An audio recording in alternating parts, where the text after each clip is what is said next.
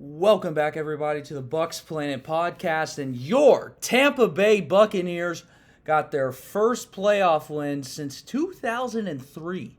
2003. 18 years ago. 18 years ago.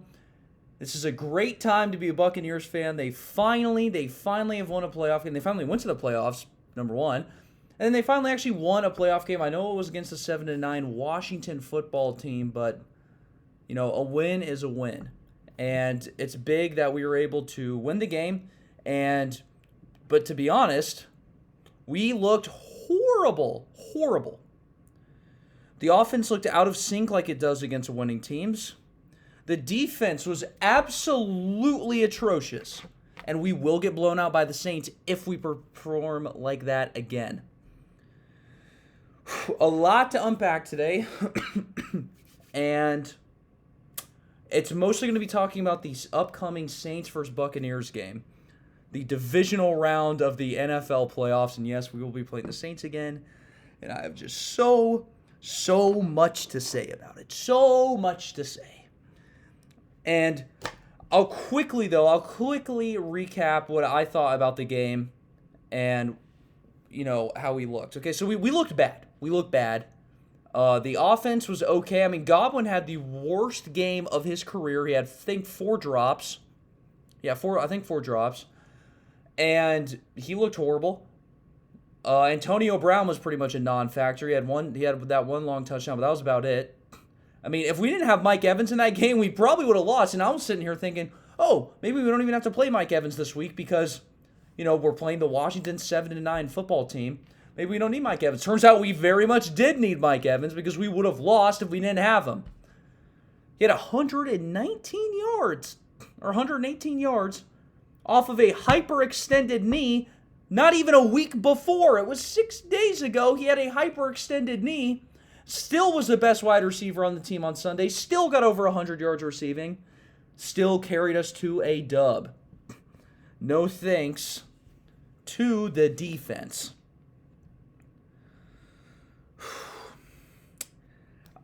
I don't know when this will stop. I don't know when Todd Bowles will maybe wake up and finally call a good defense. I don't know when that day will come.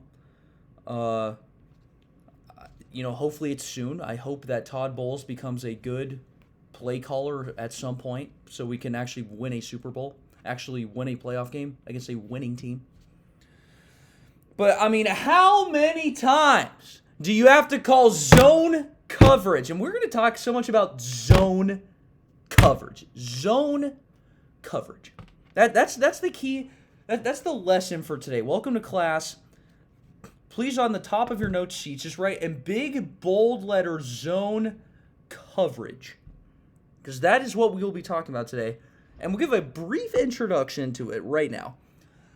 The Bucs last week called a lot of zone coverage, and, in return, we got shredded by a third-string quarterback. He was really fourth-string, for being honest. Kyle Allen, Alex Smith, Dwayne Haskins at the time, then Tyler Heineke. So basically do you understand that? 4 quarterbacks. There's 3 quarterbacks that were starting above him. And because Alex Smith got injured, and Dwayne Haskins off the team, and Kyle Allen's been out for a long time now, you now have Tyler Heineke, a fourth string. You see that? 1, 2, 3, 4. And he shredded us. And are we surprised about this? Are we surprised about it? No, we are not. Now, if you were a Buccaneer fan watching this, you're going to be sitting here and be like, yeah, there it is. Our record against backup quarterbacks is so awful over the last 10 years. I mean, it's not even close to being a 500 record. We make backup quarterbacks consistently look like Hall of Famers. And we've gone through 4 coaches, 6 defensive coordinators, and we still make backup quarterbacks look like Peyton Manning, look like our very own Tom Brady, look like Joe Montana back there, because all we can do is sit there and play zone and watch us get shredded. I don't know why we keep calling zone defense. Carlton Davis, our best corner, number 1 corner, And he's average, but he's our best corner. If you have me on Snapchat, you already know what the play I'm about to reference. There was a play in the Washington versus Tampa Bay game on Sunday, or Saturday night, where it is the most simple concept to cover. It is so simple that you who have, if this is your first episode, if you have no idea what football is, you would still understand this concept better than Carlton Davis did, who was an NFL corner. He was the deep zone. Sean Murphy-Bunting, our other corner, was the shallow zone. And the Washington, this is putting it in really simple terms, Washington had a guy going in shallow and a guy going deep. And so, okay, Carlton Davis covers the deep guy, Sean Murphy-Bunting covers the shallow guy. And what happens? Carlton Davis, for no reason at all, I think it's really an issue that he doesn't trust his teammates, and he's a little bit too aggressive in trying to get interceptions. He goes up and plays the shallow zone and double covers the receiver there, and then the other guy behind him is wide open. And that is so bad because if it was the other way around, it still would have been bad, but not as bad because at least you're leaving the short route open. But you're leaving the deep guy open. That's the worst one. It's so awful. It's so awful, and we consistently do boneheaded plays like that on zone cover, and that's our best corner. And he can't even do it right against a super easy concept. Not even a complicated blitz, option zone. No. They're not even zone switching. It's just, there's your zone. Stay in your zone, you idiot. I haven't even gotten into it yet. I haven't even gotten into the zone cover because here's the thing. The X factor of this game, I don't care. You say, Brado, it's Brado. It's literally nothing. What you think is the X factor is wrong. What's the actual X factor is if we call zone or man defense. That's literally the X factor. The X factor is if our defensive coordinator calls man or zone. And if he's calling zone, you might as well get your white flag out, go ahead and wave it because the game's over at that point.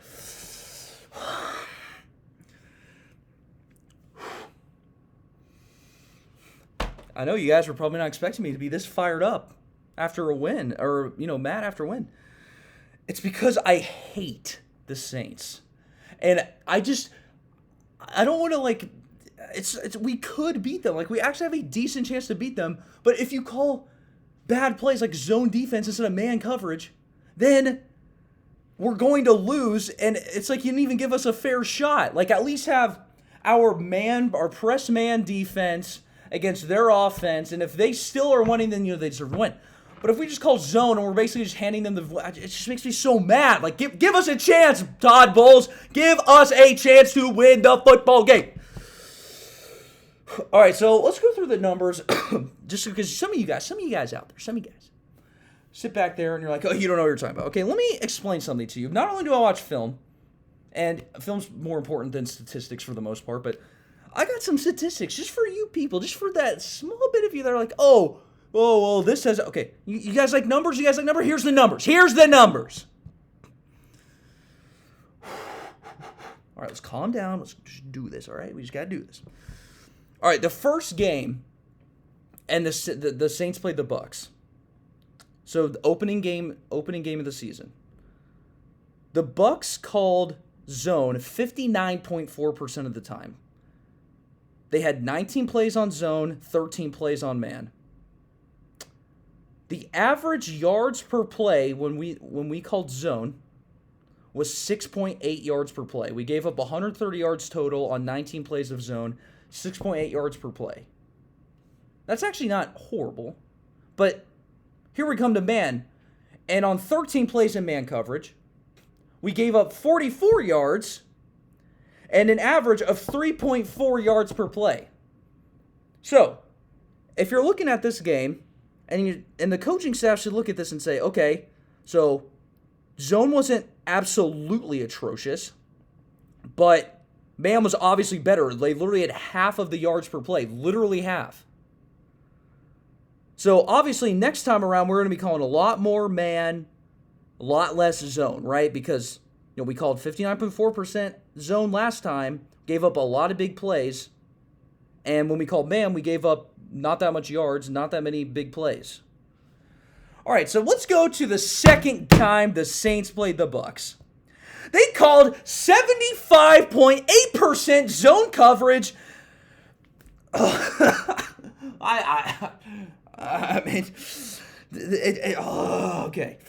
So after just seeing the factual evidence on film and statistically, we just back it up by calling 75.8% zone the next time we play the Saints.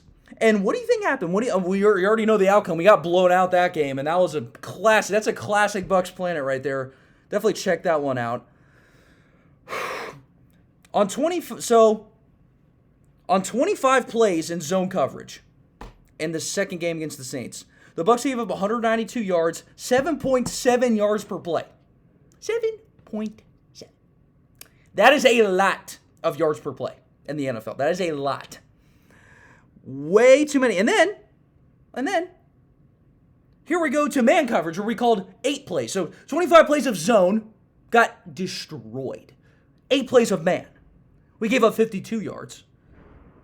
Average of 6.5 yards per play. And because I understand things. I understand that stats are skewed. I understand how that works. And Taysom Hill had a 23-yard run when we called man coverage. But that's a run, so that's I'm trying to look at the pass statistics, not the run statistics. I think I meant to say that earlier. All these yards per play, this is passing, not running. This is just passing. And if you take out Taysom Hill's 23-yard run, we gave up 4.1 yards per play when we called man coverage. So it says 6.5 on the stat sheet, but you take out that one big run from Taysom Hill, because again, we're trying to see, I think I was mistaken earlier, there is some of the run plays in here, but we're trying to see, the pass. So I took out a big play from Taysom Hill a bit. This was I think their biggest run of the night. And so I took that out of there because I'm trying to look at the pass, because I'm much more worried about the pass than the run. And again, 4.1 yards per play on man coverage. That's so much better. And now, for the third time, we're going to be playing the Saints.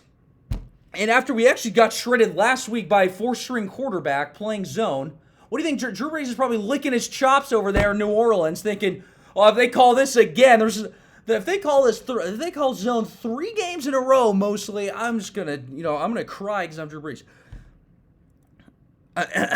There's no way, after all the data, the statistics, and the film, that we should literally only call zone maybe once. Like that's actually my opinion on it.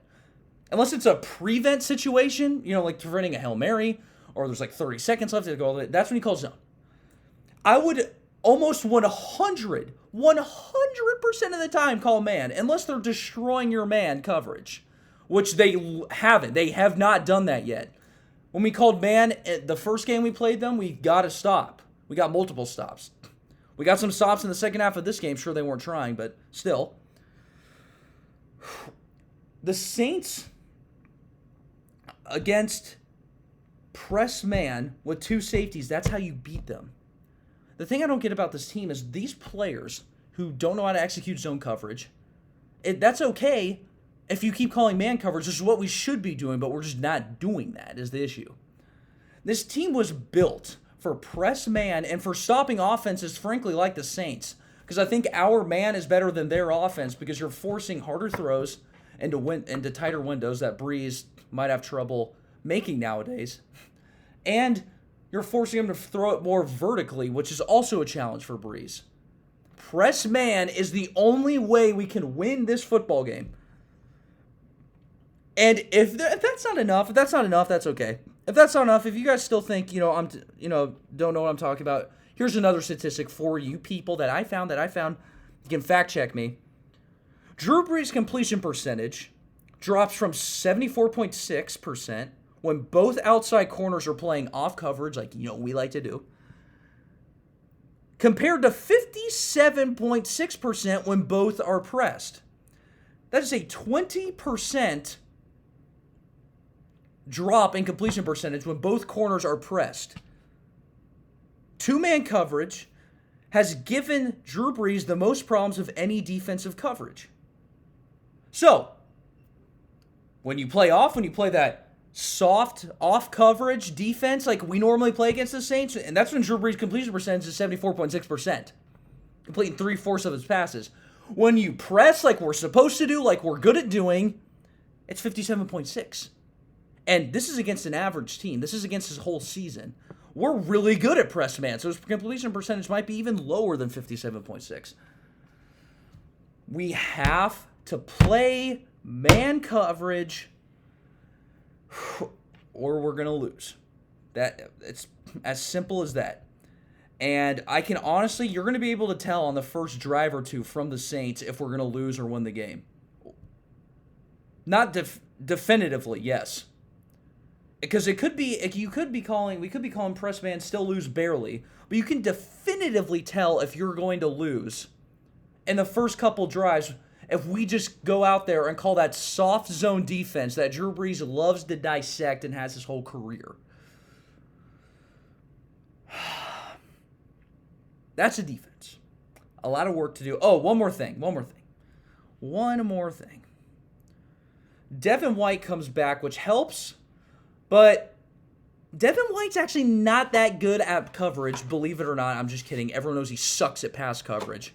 Devin White is a great blitzer, he's a great tackler, and he's a great run stuffer, but, I mean, good grief. No wonder he didn't make the Pro Bowl. He can't cover anybody. Jared Cook, on one specific play, I don't think I put it on my story, but I meant to.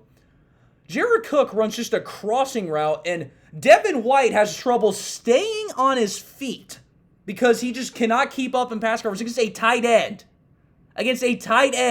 And Devin White's one of the fastest linebackers in the NFL. He doesn't know how to turn his hips very well. He struggles in coverage, to be flat out honest. Devin White struggles mightily in coverage.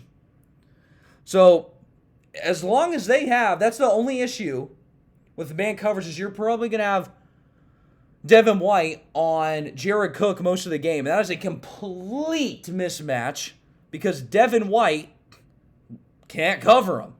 It's kind of embarrassing, to be honest, for a top 5 draft pick to not be able to cover a tight end. That's mightily embarrassing. But let's just move on. Let's just move on from that. I think I made my point. The offense. Again, a lot of this is going to be on the play calling. I mean, we've been getting absolutely blown out by the Saints. You know, the last 2 times we've played them, the 2 times we played them this year, and a lot of it's been also because of the offensive play calling. It's been bad. Receivers haven't been running the right routes. Brady's kind of, I don't know, they're just all not really on the same page. And some of the play calling was too soft, in my opinion. And it was just weird. They go deep when they shouldn't, and then they go short when they should go deep. It doesn't really make any sense. And that happened a lot in the other game when it was, 3rd and 14, and we're down by 14 points, I think, and we just do a swing pass for a gain of 2 so you can punt it. I mean, that's ridiculous. You need to be going down the field in that situation with an offense that features Antonio Brown, Chris Godwin, Mike Evans, Rob Gronkowski, and what do we do? Swing pass Ronald Jones. Unacceptable. We need to not do that again. So that's obviously got to be fixed. If Tampa Bay needs to almost have a near perfect game on offense, the Bucs. And here's the thing that, no one talks about. Actually, people do talk about this, but not really. The Saints defense, if they had an identity, it would be instigators. That's what they are. Marshawn Lattimore, Cameron Jordan. Marshawn Lattimore and, Mike Evans' best friend over there, obviously joking because they get in fights every single time they play. He's a huge instigator. He really knows how to get under Mike Evans' skin. And it works, obviously, but we need to stop falling for it. Marshawn Lattimore, the reason, a lot of people are like, oh, well, how come Mike Evans never does good against him? Marshawn Lattimore owns Mike Evans. That's kind of true. I'll admit that. Marshawn, because the main thing is Mike Evans relies on size, and, he's a very fast and talented receiver, but, his best attribute is size and his jump ball ability. But Marshawn Lattimore's 6 feet, and I know it's 6'5" or 6 feet, but Marshall Lattimore's bigger than most corners, I'd say at least by a few inches on average. And so he kind of takes away that and levels the playing field out a little bit. But, Mike Evans still needs to get out of his own head, basically. He needs to make Marshawn Lattimore, not live rent-free in his head. He needs to block him out, just needs to focus on football, running his route correctly, catching the ball. And it's not just Marshawn Lattimore. Cameron Jordan, who, is always on Twitter, and, I'm not a huge fan of Donovan Smith, even though he had a great game last week. Congratulations to Donovan Smith. Had a great game. When we re-signed Donovan Smith to a contract extension, we have Cameron Jordan tweeting out jokes about how, we're going to get a bunch of sacks because they re-signed. And then they tagged Donovan Smith. It was rude. It was classless. Not surprising from a Saints player, not especially Cameron Jordan. Cameron Jordan gets in fights with a lot of people. He's punched offensive linemen in the face. He got ejected for doing that earlier this year. Not against us, but against a different team. He's an instigator. And we have an up-and-comer. We have a new guy. Congratulations, Saints. If you didn't have enough annoying, instigators that get flagged all the time and everyone pretty much hates unanimously around the NFL, if you didn't have enough of those, you actually have one more because of your culture defensively that raises these guys. And his name is Chauncey Gardner freaking Johnson. I didn't really know much about him until pretty much this year, basically. I knew who he was, obviously, but I didn't really know much about him. I can tell you right now, I cannot stand him. Can't stand him. And I'm going to explain why. Chauncey Gardner Johnson is probably the most underrated instigator, maybe in the NFL, because let's look at it. He's gotten 3 players ejected or suspended this year. Literally just by himself. Has gotten 3 players ejected or suspended. I can't remember the first. It's Javon.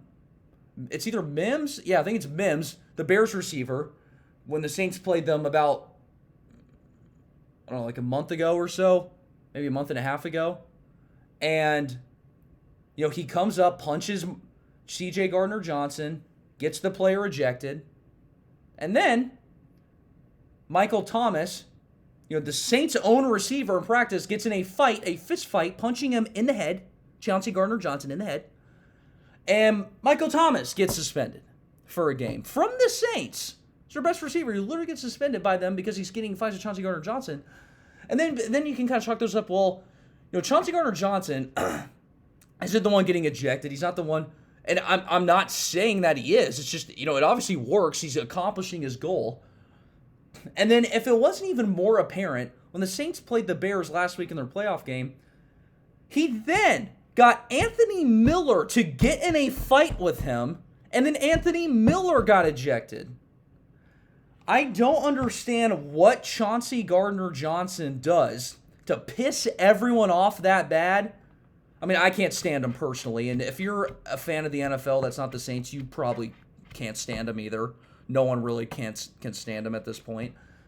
And I just, the big thing is he's going to pick a receiver on the Bucs to try to irritate, to try to get an arousal, to try to live in their head rent-free, to try to get in their head and try to make them do something stupid to hurt their team. And if you're Chauncey Gardner-Johnson, what wide receiver are you going after? It's a really obvious answer. And if you're thinking Antonio Brown, you are correct. Antonio Brown's first game with us was against New Orleans in the Week 2 matchup, but it was his first game. He played like 50% of the snaps. That didn't really count, but this go around, now he's fully in our offense. He's fully there, and he's by far the biggest loose cannon on our offense, probably in the entire NFL. And if I'm Chauncey Gardner-Johnson, I'm going right after Antonio Brown, and this is going to be a big opportunity for Antonio Brown to show his maturity. I really think this is going to be his big test, his biggest test up to this point so far, because, Cameron Jordan, Marshawn Lattimore, and especially Chauncey Gardner-Johnson, who's their cornerback 3, who will be covering Antonio Brown because Antonio Brown's a wide receiver 3. That is going to be something to take note of, is how Antonio Brown reacts to whatever Chauncey Gardner-Johnson tries to do or say or whatever happens there, because it's going to be a chippy game. It's going to be a little bit chippy, and we have to just, stick our heads down. Ryan Jensen, please stop fighting players. Please don't do it. I'm so nervous. I'm so nervous for this game. I mean, so nervous for this game. But anyways, so we need to make sure that we just keep our heads on straight and just don't fall for it. Don't fall for the gimmicks. Don't fall for the instigators. Just play the game. Play the game, catch the ball, run the ball, score, throw the ball, play good defense, call press man defense, win the game. None of the extra crap. I'm not interested in it. Those are my key takeaways from the game.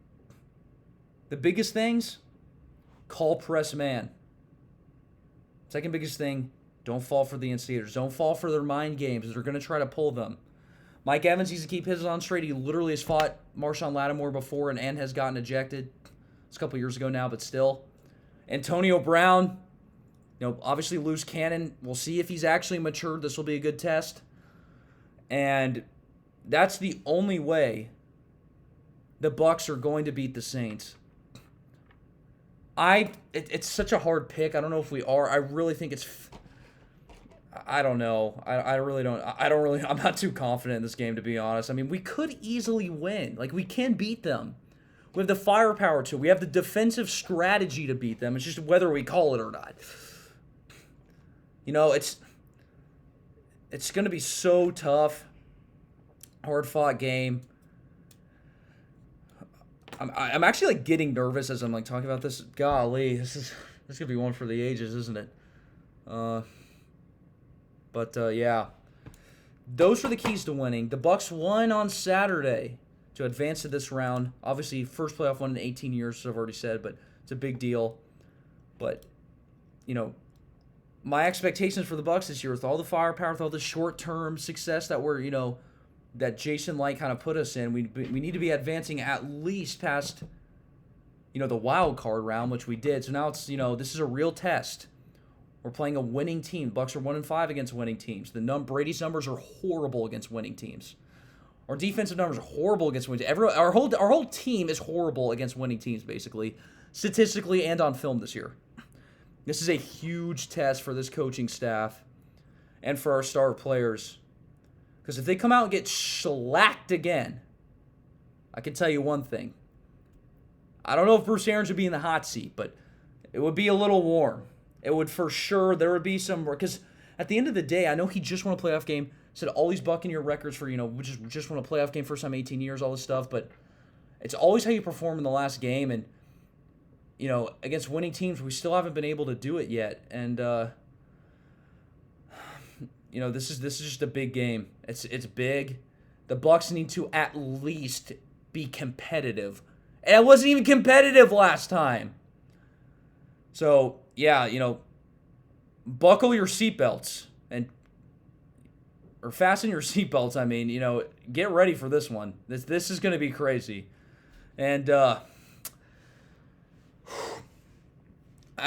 will be it for this episode. Watch the Saints-Bucs game on Sunday at 6:30. And as always, go Bucs, baby.